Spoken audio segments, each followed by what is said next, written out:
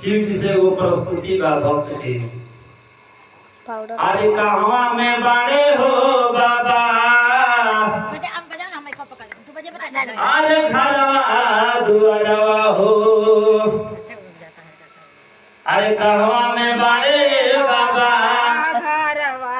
अरे घरवा दुआरवा हो,